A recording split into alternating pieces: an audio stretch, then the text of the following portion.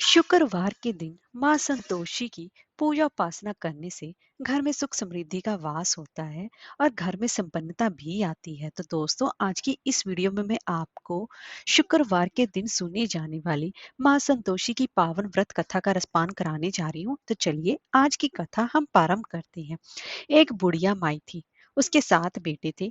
6 कमाने वाले थे जबकि एक निकम्मा था। बुढ़िया 6 बेटों की तो बड़े प्यार से रसोई बनाती, उन्हें प्यार से भोजन भी कराती और उनसे जो कुछ जूठन बचती वह 7वीं को दे देती। इस तरीके से कुछ दिन बीतते गए और एक दिन वो 7वां बेटा अपनी पत्नी से बोला कि देखो मेरी माँ को मुझ पर कितना प्रेम है। वह बोली, हाँ क्यों नहीं, सबका जूठा जो तुमको खिलाती है। वह बोला, ऐसा हो ही नहीं सकता, मैं जब तक मैंने अपनी आंखों से ना देख लूं मैं मान ही नहीं सकता। बहू हंसकर बोली, देख लोगे तब तो मानोगे ना। कुछ दिनों के बाद घर में एक त्योहार आया। घर में नाना प्रकार के भोजन, पकवान और चूरमे के लड्डू बने। वह जांचने के लिए सिर दुखने का बहाना कर पतला वस्त्र सर पर ओढ़े रसोई घर में सो गया। वह कपड़े में से वह पतले कपड़े में से सब कुछ देखता रहा। 6 भाई भोजन करने आए। उसने देखा कि माँ ने उनके लिए सुंदर आसन बिछाकर नाना प्रकार की रसोई परोसी और आग्रह करके उन्हें जमाया। वह उस पतले कपड़े में से देखता रहा। 6 भोजन करके उठे तब माँ ने उनकी जूठी थालियों में से लड्डुओं के टुकड़े उठाकर एक लड्डू बनाया। जूठन साफ कर बुढ़िया माँ ने उसे पुकारा कि बेटा, 6 भाई भोजन कर गए, अब तू ही बाकी है, उठ तू कब खाएगा। वह कहने लगा कि माँ, मुझे भोजन नहीं करना, मैं अब प्रदेश जा रहा हूँ। माँ ने कहा, कल जाता हो तो आज ही चला जा। वह बोला, हाँ आज ही तो जा रहा हूँ। यह कहकर वह घर से निकल गया। घर से निकलने के बाद चलते समय रास्ते में उसे अपनी पत्नी की याद आई और वह गौशाला में उपले थाप रही थी। वहां जाकर अपनी पत्नी से बोला, हम जावो प्रदेश आवेंगे कुछ काल, तुम रहियो संतोष से धर्म अपनो पाल। वह बोली, जाओ पिया आनंद से हमारी सोच हटाए, राम भरोसे हम रही ईश्वर तुम्हें सहाय। दो निशानी आपन देख धरु में थी, सुधी मति हमारी बिसारियो, रखियो मन गंभीर। वह बोला, मेरे पास तो कुछ नहीं, ये अंगूठी है सुले और अपनी कुछ निशानी मुझे दे। वह बोली, मेरे पास क्या है, ये गोबर भरा हाथ है। यह कहकर उसकी पीठ पर गोबर के हाथ की थाप मार दी और वह चल दिया। चलते चलते दूर देश पहुंचा। वहां पर एक साहूकार की दुकान थी। वहां पर जाकर कहने लगा कि भाई, मुझे नौकरी पर रख लो। साहूकार को जरूरत ही, बोला कि रह जा। लड़के ने पूछा, तनख्वाह क्या दोगे। साहूकार ने कहा, काम देखकर दाम मिलेंगे। साहूकार की नौकरी मिली। वह सुबह 7 बजे से लेकर रात के 10 बजे तक नौकरी करने लगा। कुछ ही दिनों में दुकान का सारा लेन देन, हिसाब किताब, ग्राहकों को माल बेचना, सारा काम करने लगा। साहूकार के 7-8 नौकर थे, वे सब चक्कर खाने लगे। ये तो बहुत होशियार बन गया। सेठ ने भी काम देखा और 3 महीने में ही उसे आधे मुनाफे का हिस्सेदार बना लिया। वह कुछ ही वर्ष में एक नामी सेठ बन गया और मालिक सारा कारोबार उस पर छोड़कर चला गया। इधर उसकी पत्नी को सास ससुर दुख देने लगे। सारी गृहस्थी का काम करा के उसे लकड़ी लेने जंगल में भेजती। इसी बीच घर के आटे से जो भूसी निकलती उसकी रोटी बनाकर रखती जाती और फूटे नारियल की नरेली में पानी। एक दिन वो लकड़ी लेने जा रही थी। रास्ते में बहुत सी स्त्रियां संतोषी माता का व्रत करती हुई दिखाई दी। वह वहां पर खड़ी होकर कथा सुनने लगी और पूछा कि बहनों, तुम किस देवता का व्रत करती हो और इसके करने से क्या फल मिलता है। यदि तुम इस व्रत का विधान मुझे समझाकर कहोगी तो मैं तुम्हारा बड़ा ही एहसान मानूंगा। तब उनमें से एक स्त्री बोली कि सुनो, ये संतोषी माता का ही व्रत है। इसके करने से निर्धनता दरिद्रता का नाश होता है और जो कुछ मन में कामना हो सब संतोषी माता की कृपा से वह सब पूरी होती है। तब उसने उससे व्रत की विधि भी पूछी। तब वह भक्तनी स्त्री बोली कि 1.25 आने का गुड़ चना लेना, इच्छा हो तो 5.25 आने का भी ले लेना, या फिर 1.25 रुपये का भी अपनी सहूलियत के अनुसार लाना। बिना परेशानी और श्रद्धा व प्रेम से जितना भी बन पड़े स्वाहा लेना। प्रत्येक शुक्रवार को निराहार रहकर कथा सुनना। इसके बीच क्रम टूटना नहीं चाहिए, लगातार नियम का पालन करना। सुनने वाला कोई ना मिले तो घी का दीपक जलाकर उसके आगे या जल के पात्र को सामने रखकर कथा कहना। जब कार्य सिद्ध ना हो तो नियम का पालन करना और कार्य सिद्ध हो जाने पर व्रत का उद्यापन करना। 3 मास में माता फल पूरा करती है। यदि किसी ग्रह के खोटे भी हों तो भी माता वर्ष भर में कार्य सिद्ध करती है। फल सिद्ध होने पर उद्यापन करना चाहिए, बीच में नहीं। उद्यापन में 2.5 सेर आटे का खाजा तथा इसी परिमाण से खीर तथा चने का साग करना।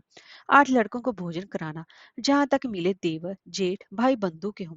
ना मिले तो रिश्तेदारों और पास पड़ोसियों को बुलाना, उन्हें भोजन कराकर यथाशक्ति दक्षिणा दे। माता का नियम पूरा करना। उस दिन घर में खटाई न खाना। यह सुनकर बुढ़िया के लड़के की बहू घर के लिए चल दी। रास्ते में लकड़ी के बोझ को बेच दिया और उन पैसों से गुड़ चना ले माता के व्रत की तैयारी कर आगे चले। और सामने मंदिर देखकर पूछने लगे, ये मंदिर किसका है? सब कहने लगे, ये संतोषी माता का मंदिर है। यह सुनकर माता के मंदिर में जाकर चरणों में लौटने लगी।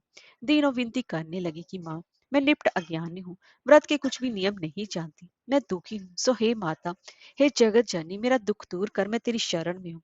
माता को दया आई। एक शुक्रवार बीता कि दूसरे को उसके पति का पत्र आया और तीसरे शुक्रवार को उसका भेजा हुआ पैसा आ पहुंचा। यह देखकर जे जिठानी मुंह सिकोड़ने लगे, लड़के ताने देने लगे। काकी के पास पत्थर आने लगे, रुपया आने लगा, अब तो काकी की खातर बढ़ेगी। बेचारी सरलता से कहती, भैया कागज आवे रुपया आवे, हम सभी के लिए अच्छा है। ऐसा कहकर आंखों में आंसू भरकर संतोषी माता के मंदिर में आकर मातेश्वरी के चरणों में गिरकर रोने लगी। माँ, मैंने तुमसे पैसा कम मांगा है, मुझे पैसे से क्या काम, मुझे तो अपने सुहाग से काम है, मैं तो अपने स्वामी के दर्शन मांगती हूँ। तब माता ने प्रसन्न होकर कहा, जा बेटी, तेरा स्वामी आएगा। यह सुनकर खुशी से बावली होकर घर में जाकर काम करने लगे। अब संतोषी माँ विचार करने लगी, इस भोली पुत्री को मैंने कह तो दिया कि तेरा पति आएगा, लेकिन कैसे? वह तो इसे सपने में भी याद नहीं करता। उसे याद दिलाने के लिए मुझे ही जाना पड़ेगा। इस तरह माता जी उस बुढ़िया के बेटे के पास जाकर स्वप्न में प्रकट हो कहने लगी, साहूकार के बेटे सो रहा है या जाग रहा है? वह कहने लगा, माता सोता भी नहीं और जागता भी नहीं, कहो क्या आज्ञा। माँ कहने लगी, तेरे घर बार कुछ है कि नहीं? वह बोला, मेरे पास सब कुछ है, माँ बाप है, बहू है, और क्या कमी है? माँ बोली कि भोले पुत्र, ते ही बहू घोर कष्ट उठा रही है, तेरे माँ बाप उसे परेशानी दे रहे हैं, वे तेरे लिए तरस रही है, तो उसकी सुध ली। वह बोला, हाँ माता जी, ये तो मालूम है, परंतु जाऊं तो कैसे? प्रदेश की बात है, लेन देन का कोई हिसाब नहीं, कोई जाने का रास्ता नहीं आता, कैसे चला जाऊं?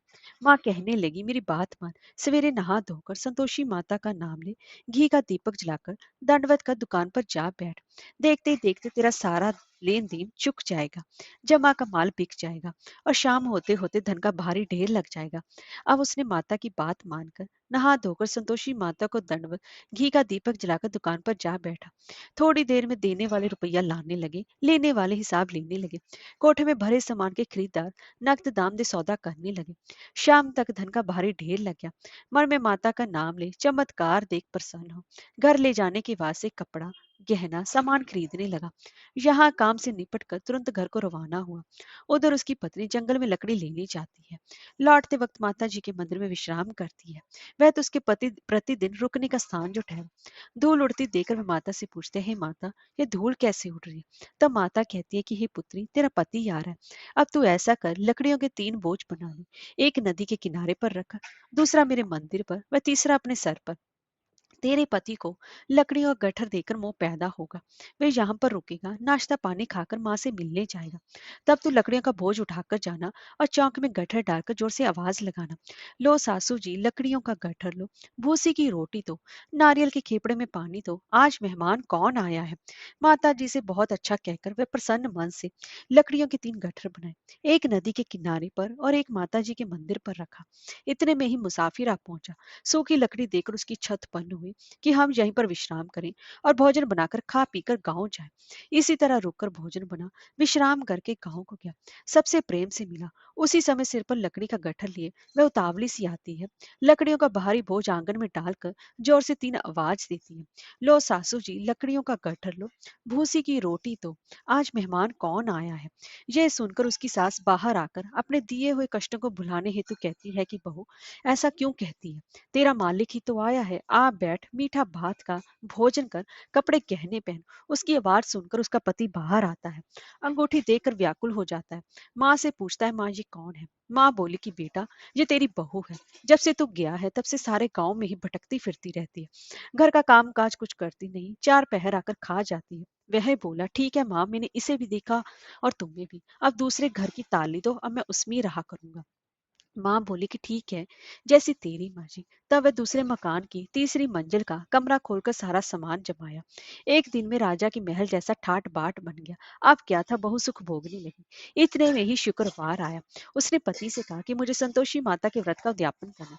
पति बोला, खुशी से कर लो। वे उद्यापन की तैयारी करने लगी। जेठानी के लड़कों को भोजन के लिए कहने लगी। उन्होंने मंजूर किया, परंतु पीछे से जेठानी ने अपने बच्चों को सिखाया कि देखो, भोजन के समय खटाई मांगना, जिससे कि उसका उद्यापन उद्यापन पूरा ना हो। लड़के जीमने आए, खीर खाना पेट भर खाया, परंतु बाद में खाते कहने लगे हमें खटाई दो, खीर खाना हमको नहीं भाता, देकर अरुचि होती है। वह कहने लगे कि भाई खटाई किसी को नहीं दी जाएगी, यह तो संतोषी माता का ही प्रसाद है।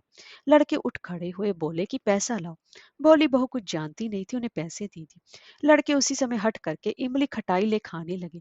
यह देखकर बहू पर माताजी ने कोप किया। राजा के दूत उसके पति को पकड़कर ले गए। जेठ जेठानी मनमाने वचन कहने लगे, लूट लूट कर धन इकट्ठा कर लाया है, अब सब मालूम पड़ जाएगा जब जेल की मार खाएगा। बहू से ये सब कुछ सहन नहीं हुआ। रोती हुई माता जी के मंदिर गई और कहने लगी कि हे माता तुमने क्या किया। हंसाकर अब भक्तों को रुलाने लगी। माता बोली कि बेटी तूने उद्यापन करके मेरा व्रत भंग किया है। वह कहने लगी माता मैंने कुछ अपराध किया है, मैंने तो भूल से लड़कों को पैसे दे दिए थे, मुझे क्षमा करो, मैं फिर तुम्हारा उद्यापन करूंगी। माँ बोली कि भूल मत करना। वह कहती अब भूल नहीं होगी। अब बताओ वो कैसे आएंगे। माँ बोली जा पुत्री तेरा पति तुझे रास्ते में आता मिलेगा। वह निकली। रास्ते में उसका पति आता हुआ मिला। वह पूछी कहाँ गए थे। वह कहने लगा इतना धन जो कमाया है उसका टैक्स राजा ने मांगा था, मैं भरने गया था। वह प्रसन्न हो बोली कि भला हुआ अब घर को चलो। कुछ दिनों के बाद फिर शुक्रवार आया। वह बोली मुझे फिर माता का उद्यापन करना है। पति ने कहा करो। बहू फिर जेठ के लड़कों को भोजन को कहने गई। जेठानी ने एक दो बातें सुनाई और सब लड़कों को सिखाने लगी, तुम सब लोग पहले ही खटाई मांगना। लड़के भोजन से पहले कहने लगे हमें खीर नहीं खानी, हमारा जी बिगड़ता है, कुछ खटाई खाने को दो। वह बोली खटाई किसी को नहीं मिलेगी, आना हो तो आओ। वह ब्राह्मण के लड़के लाकर भोजन कराने लगे। यथाशक्ति दक्षिणा की जगह एक एक फल उन्हें दिया।